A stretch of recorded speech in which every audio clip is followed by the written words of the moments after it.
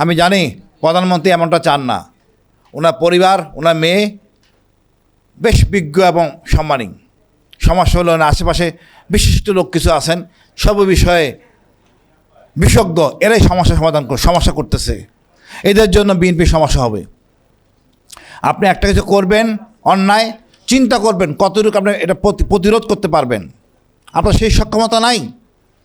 আপনি দেখেন দিল্লিতেও বিপ্লব হচ্ছে, পুলিশ কি গুলি করতেছে? করে নাই। ওরা কি আয়নাঘর বানাইছে? করে নাই। ওরা কি গুম খুন করছে? করে নাই। কিন্তু আমাদের হাসিনা সব কিছু পার হয়ে গেছে। আপনি সেই দিকে যাচ্ছেন। আমরা ভারতকে ঘৃণা করি, বাট কিছু জিনিস তো ভালোবাসতে হবে, পছন্দ করতে হবে। পুলিশ দিয়ে মারধর করতেছে, ঠিক আছে, গুলি তো করে না। যেইভাবে আপনারা গুলি করছেন, যেইভাবে কলঙ্কিত করছেন সেনাবাহিনীকে, গোয়েন্দাকে, পুলিশকে, র্যাবকে, এবার হেলিকপ্টার ব্যবহার করছেন বিপ্লবীদের বিরুদ্ধে, যারা কোনো অস্ত্র হাতে ছিল না, লাঠি ছিল। পৃথিবীর ইতিহাসে এটা নাই। এটাকে আপনি বিপ্লব থেকে অভ্যুত্থানে নিয়ে গেলেন। 90-তে কয়জন মারা গেছে বলেন এরশাদ বিরোধী আন্দোলনে? 52 সালে কথা বারে বারে বলেন, কয়জন মারা গেছে, কারা মারছে? আপনি 24টাকে আমলে নেন না। 24 যে একটা কত বড় শক্তি, কত বড় ঘূর্ণিঝড়, কত বড় শক্তিশালী ফ্যাসিস্টকে ইমাম সহ পলায় যেতে সাহায্য করছে। আমি এটা গবেষণার জন্য সবাইকে বলবেন, গবেষণা করেন এটা কোথায় ছিল শক্তি। এই শক্তি ছিল আপনাদের মধ্যে, পেশাদারীদের মধ্যে। এই পেশাদারিতা শক্তিটাই পেশাজীবীরা এরা সহযোগিতা করে নাই বিদায় এই আমজনতা শক্তিশালী রূপান্তরে শক্তিতে পরিণত হয়েছে। আমি এইটুক বলবো, প্রত্যেকের দায়িত্ব প্রত্যেকে পালন করা উচিত। আমি আমার দায়িত্ব পালন করছি। ঘুমার পর আমি সংগোপনে জানানোর চেষ্টা করছি, ব্রিগেডিয়ার আজমিকে আমি আয়নাগরে দেখছি। আমি চরম বিপদে ছিলাম, 2 বার গুম, 1 বছর 6 মাস 14 দিন দ্বিতীয়বার। তারপরে আমি মেন স্ট্রিম মিডিয়া, বিদেশে সব জায়গায় বলে দিয়েছি কী যে বিপদ ছিল আমার উপরে, বোঝানো যাবে না। প্রায় 3টা বছর আমি 24 ঘন্টা অস্ত্রের সাথে থাকতাম। অস্ত্র এমুনেশনগুলি পুরানো হয়ে গেলে সমস্যা হয়। আমি বন্ধু বান্ধব থেকে এমুনেশনগুলি পরিবর্তন করে নিয়ে আসতাম, যেন গুলি যেন মিস না হয়। ওই মাইন্ডসেট থেকে জুলাইটাকে নিজ চোখে দেখছি, মাঠে ছিলাম। এরপরে যখন দেখি এত রক্তের পরও যখন বিএনপি সংশোধন হচ্ছে না, সংবিধান পরিবর্তন করতেছে না, মানে তার অসৎ উদ্দেশ্য আছে। কারা এরা? সালাউদ্দিন সাহেব যত ভালো কাজই করুক বিশ্বাস করব না উনি ভারতে ছিলেন। উনি ভারতে ছিলেন, ওনার কথা বিশ্বাস করব না। আমার ওই লোক দরকার যারা আমাদের সাথে ছিলেন। বিএনপিতে অনেক লোক আছে যারা আমাদের সাথে ছিলেন, তাদেরকে আমরা চাই। আমি মনে করি ভাই, আমরা বাংলাদেশি, সবাই আমরা বাঙালি, প্রায় 99%। এর চেয়ে বড় শক্তি আর কিছু নাই। এক জাতির দেশ, এখানে কোনো বিভেদের কোনো স্থান নাই। শেখ হাসিনা যেটা করছে আমরা সেটা করব না। আমরা আমাদের যা সম্পদ তা দিয়ে চলবো, একটু হলে কম খাবো, অনুদান নিয়ে আমরা সমরাস্ত্র গঠন করব, যাতে আমাদের কোনো সমস্যায় পড়তে না হয়। আমরা চাই না আমাদের এই সমরাস্ত্র আমাদের জনগণের উপরে ব্যবহার করুক, আগামীতে কেউ করুক। এ কী ধরনের নির্লজ্জ! আপনি হেলিকপ্টার ব্যবহার করছেন সাধারণ জনগণের উপরে। আর ইউনূস সরকার সেই চিকিৎসা, সেই ক্ষতিপূরণ ঠিকমতো করতে পারে নাই। বিএনপি ওটা গড়িমসি করতেছে।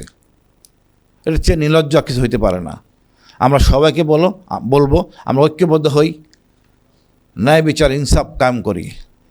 সকল আধিপত্যের মুক্ত আমরা বাংলাদেশ চাই। আমারটা নিয়ে আমি চলবো, কারো কথা শুনবো না। এটা মাথা উঁচু করে দাঁড়াবো। আপনি ভাবুন, ব্রিটিশ আমলে 47 আগ পর্যন্ত ব্রিটিশ আইনে বিচার হয়েছে, সেই আইনটাই রয়ে গেছে, পাকিস্তান চালাইছে। অর্থাৎ আইন রয়ে গেছে, শাসক পরিবর্তন হয়েছে।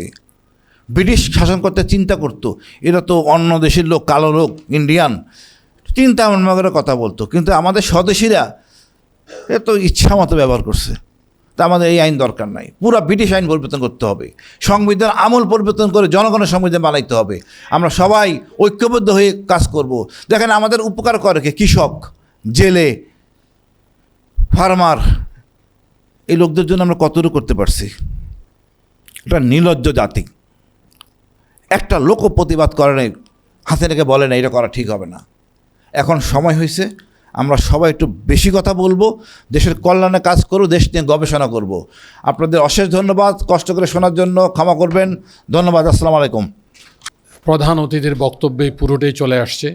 ব্যারিস্টার শাহরিয়ার আইনগতভাবে বিষয়ে কথা বলেছেন এবং হাসিন ভাই জাতির দায়বদ্ধতার ব্যাপারে কিছু কথা বলেছেন। আমি বিশ্বাস রাখি যে এখন আর কথা শোনার মতো অবস্থা নাই, নামাজের টাইম হয়েছে।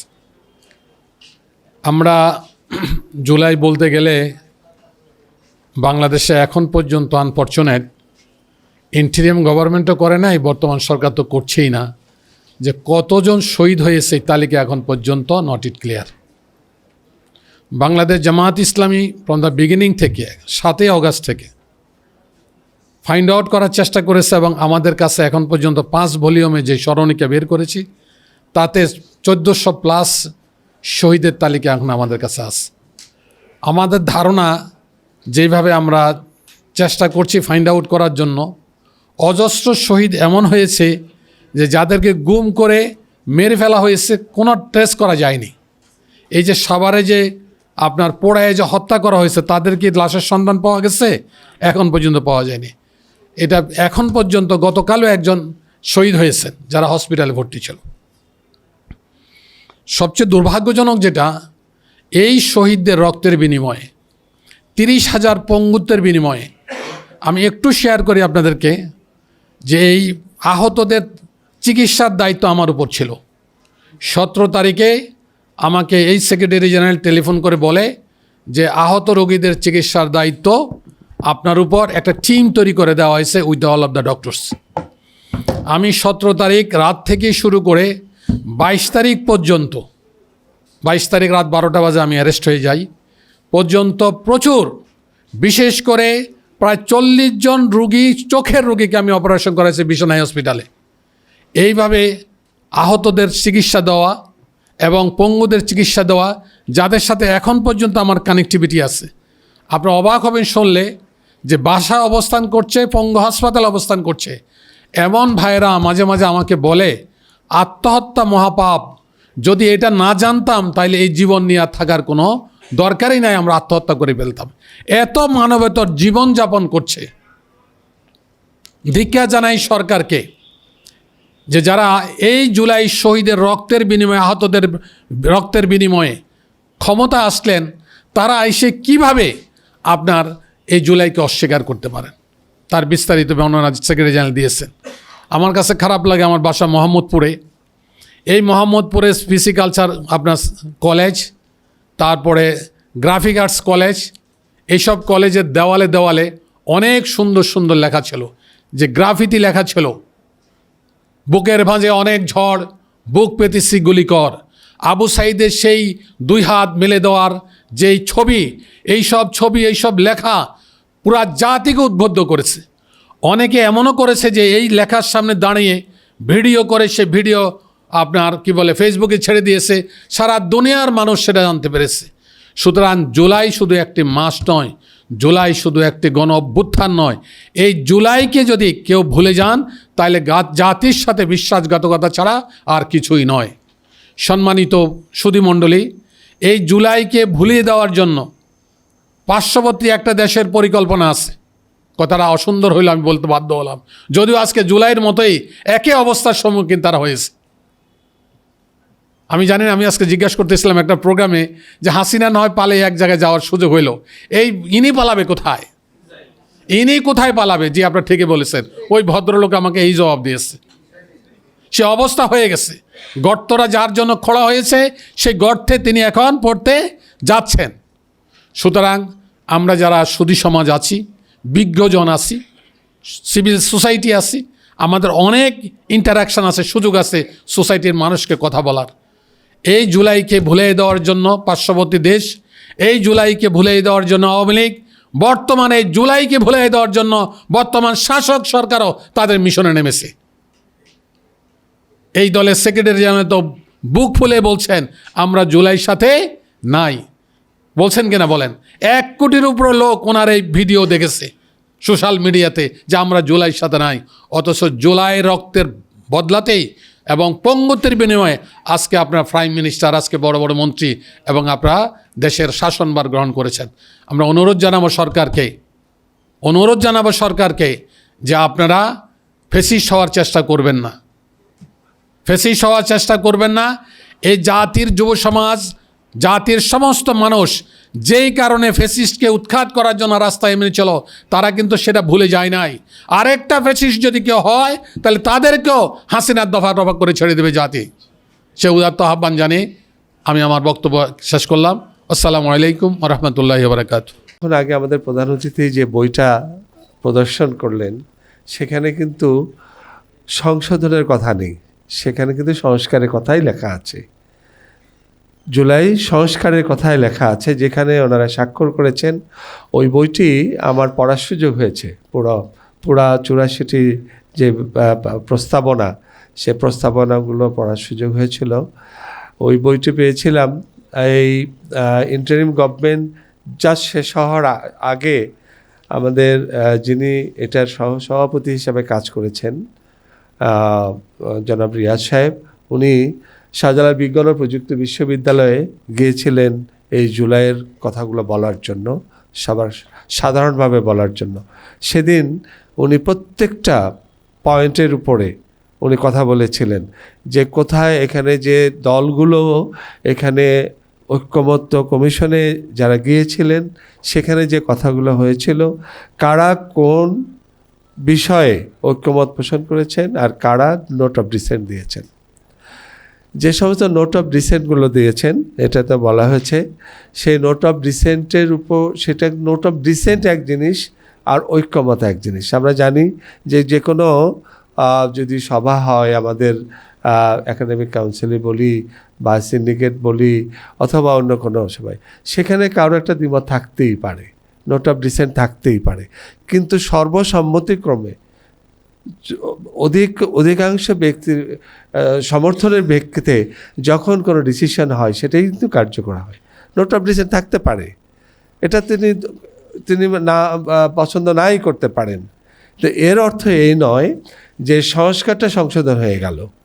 সংস্কারের কথাটা এখন সংশোধনে চলে আসলাম।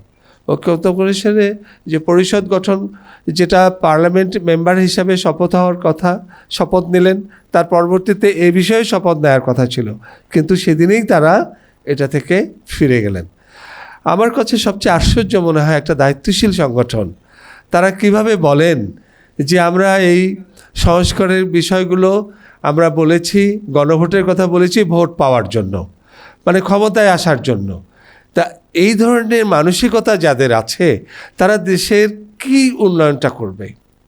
যার জন্য আমরা দেখতে পাই যে বিগত ফ্যাসিস্ট আমলে যা কিছু হয়েছে, চাঁদাবাজি থেকে শুরু করে ঘুষ, দুর্নীতি এবং নিয়োগ প্রক্রিয়ায় যে অবৈধ পন্থা অবলম্বন আবার শুরু হয়ে গেছে।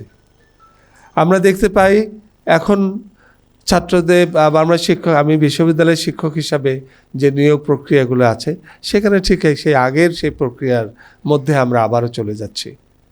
প্রিয় ভাইরা, যদি তাই যাই তাহলে আজকে এই রক্তস্নাত জুলাই হওয়ার কি প্রয়োজনটা ছিল? আজকে যে রক্তস্নাত জুলাই হয়েছে, যে তার দায়বদ্ধতা আছে, আমরা কোনোভাবেই আবারও যদি ফ্যাসিস্ট আসে, আবারও যদি ফ্যাসিস্ট কার্যক্রম শুরু হয়, তাহলে অবশ্যই আমরা আবারও 1 জুলাইয়ের জন্য প্রস্তুত থাকবো ইনশাআল্লাহ। এ ব্যাপারে আমরা অবশ্যই কমিটেড থাকতে চাই। এবং কৃষিবিদদেরও, অন্যান্য পেশাজীবীদের সাথে সাথে আমরা কৃষিবিদ হিসাবে আমাদেরও এই কমিটমেন্ট থাকা উচিত যে থাকবো আমরা সেই কমিটমেন্টে, যে আবারও যদি ফেসিবাস জেগে ওঠে তাহলে অবশ্যই আমরা আবারও প্রস্তুত আছি। আমরা যদি দেখি এই যে সংস্কার এবং সংশোধনের বিষয়ে, আমার মনে আছে ছাত্র জীবনে আমরা এই কথাটা আমাদেরকে আমাদের দায়িত্বশীলরা বলতেন যে এই সংবিধানে যে 4টি মূলনীতি আছে, এই 4টি মূলনীতির সাথে আমাদের এদেশের মানুষের মানসিকতার, এদেশের মানুষের চিন্তাভাবনা, এদেশের মানুষের আমল আখলাকের সাথে কোনো সম্পর্ক নেই। এখানে জাতীয়তাবাদ আছে, এখানে ধর্মনিরপেক্ষতা আছে, এখানে সমাজতন্ত্র আছে, এখানে তথাকথিত গণতন্ত্রের কথা বলা আছে। এই 4টি মূলনীতিতে তো আমরা, দেশ ভাগ হয়নি, এই 4টি মূলনীতির ভিত্তিতে 71-এ কেউ যুদ্ধ করেছে। আমার মনে হয় যদি এই কথাগুলো আগে বলা হতো তাহলে পরে স্বাধীনতা যে 71-এর যে সব এ দেশের মানুষ, আপামর জনসাধারণ যুদ্ধ করেছে, তারা এইভাবে যেতেন না। তারা চেয়েছিলেন জুলুম থেকে বাঁচতে, তারা চেয়েছিলেন গণতন্ত্র অব্যাহত রাখতে, তারা চেয়েছিলেন এই দেশে সুন্দর একটি সমাজ প্রতিষ্ঠিত হতে। কিন্তু তারা একথা চায়নি যে এই দেশে সমাজতন্ত্র প্রতিষ্ঠিত হোক। তারা কখনো ধর্মনিরপেক্ষতা চায়নি। আমার মনে হয় আমরা তখন ছোটোবেলায়, আমরা ক্লাস 3-তে পড়ি, আমি তখন আমি ক্লাস 3-তে পড়ি। আমার মনে আছে সেই সময় আমাদের স্কুলের মাঠে আমাদের ব্যক্তিরা বলতেন যে আমাদের দেশে কাগজ তৈরি হয়, সেই কাগজ পশ্চিম পাকিস্তানে নিয়ে যেয়ে সিলগালা করে, আবার সেটা আবার পূর্ব পাকিস্তানে নিয়ে এসে অধিক দামে বিক্রি করে। আমরা এটা চাই না, এইটুকু আমার মনে আছে। এর অর্থ এটাই যে আমরা সেই সময় পাকিস্তানের শোষণ এবং নির্যাতনের বিরুদ্ধে ছিলাম। আমরা চেয়েছিলাম একটি স্বাধীন রাষ্ট্র, কিন্তু আমরা সমাজতন্ত্র চাইনি, আমরা ধর্মনিরপেক্ষতা চাইনি, তথাকথিত গণতন্ত্র চাইনি। প্রিয় ভাইয়েরা, আজকে আমাদের এই শপথ হওয়া উচিত যে আবারও যদি এই সংবিধান সংস্কার এবং সংশোধন এই বিতর্কের মধ্য দিয়ে আবারও যদি ফ্যাসিস্ট জাগরুক হয়, তাহলে অবশ্যই আমাদেরকে আমাদের মেধা, আমাদের অর্থ, আমাদের সামর্থ্য সব কিছু দিয়ে আমরা এর বিরুদ্ধচারণ করব এবং এদেশে আপমন জনসাধারণ যা চায় সে ধরনের একটি সমাজ প্রতিষ্ঠার জন্য আমরা কাজ করব ইনশাআল্লাহ। আমি সকল কৃষিবিদ ভাইরা অনেক কষ্ট করে এসেছেন, সবাইকে ধন্যবাদ জানাচ্ছি। মিডিয়ার ভাইরা এসেছেন, সবাইকে ধন্যবাদ জানিয়ে আমি ফোরামের যারা এই প্রোগ্রামটাকে বাস্তবায়ন করার জন্য প্রচেষ্টা চালিয়েছেন সবাইকে আমি মোবারকবাদ জানিয়ে আমি আমার বক্তব্য এখানে শেষ করছি। আসসালামু আলাইকুম রহমতুল্লাহি ওয়া বারাকাতুহু।